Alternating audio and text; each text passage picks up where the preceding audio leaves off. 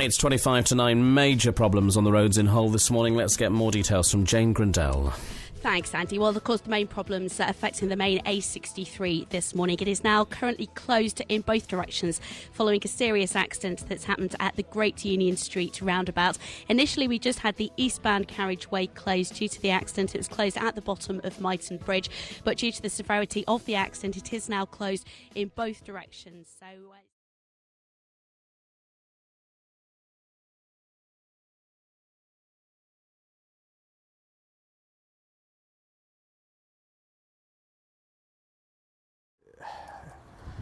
it's devastating. You never know how a family is going to react.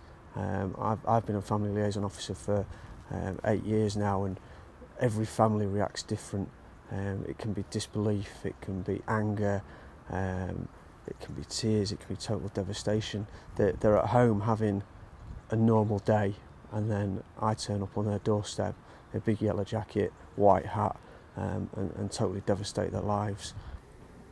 I just remember 2 police officers come in. They came to my door. My partner Craig answered the door. And they come in. We took the boys into the kitchen because they was playing in the garden, and said that there'd been an accident. Thought it was my mum. And I didn't really believe it at first. I thought it won't be my mum. No, it won't be my mum. I'll get there and it'll be somebody else. I've got it wrong.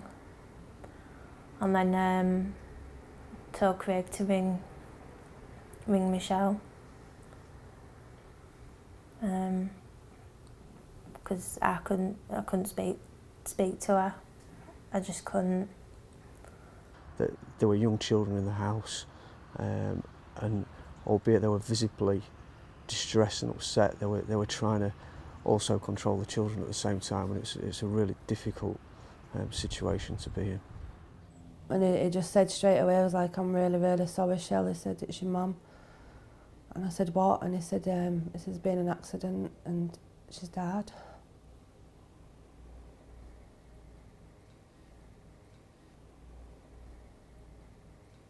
Susan Russell's death was completely preventable.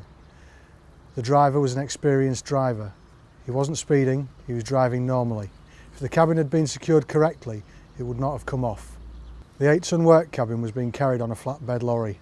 It had been secured using 2 straps, which clearly wasn't enough. As the lorry negotiated a roundabout, the cabin became detached from the lorry.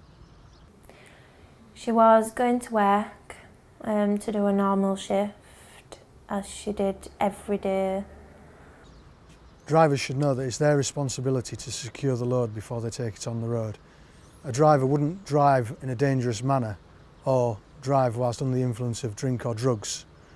So why should they think that it's acceptable to drive a vehicle with an inadequately secured load? The driver subsequently received a 27-month prison sentence, having been convicted of causing death by dangerous driving.